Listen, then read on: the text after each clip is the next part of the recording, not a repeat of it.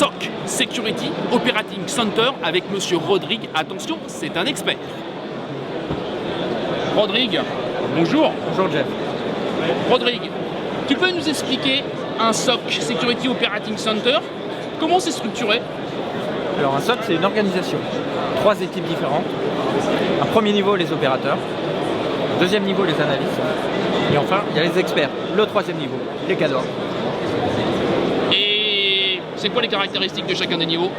Alors on a besoin de tout le monde. Sur le premier niveau, on va avoir besoin d'opérateurs, des gens réactifs qui vont faire le triage, qui vont qualifier les événements, qui vont envoyer les incidents de sécurité les plus complexes au 2e niveau, les analystes sécurité. Et eux, ils font quoi les analystes sécurité là? Tu m'as dit tout à l'heure en discutant que c'était un peu plus péchu. Ah, c'est ceux qui aiment chercher, ils vont creuser, ils vont essayer de comprendre, se mettre dans la tête de l'attaquant. Ils vont fonctionner en binôme, un junior, un senior.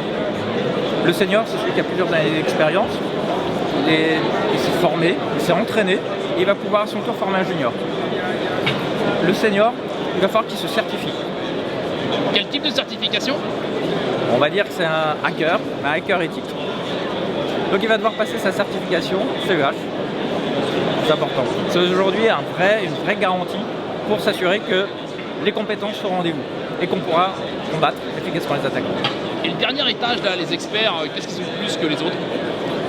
Alors eux, c'est ceux qui sont derrière, en back-office. C'est eux qui vont configurer les modèles de détection les plus complexes.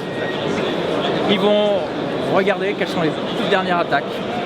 Ils vont les remodéliser dans un laboratoire et ensuite ils vont passer l'information aux analystes, aux seniors. Ok, merci. Merci Jeff. Comme ça.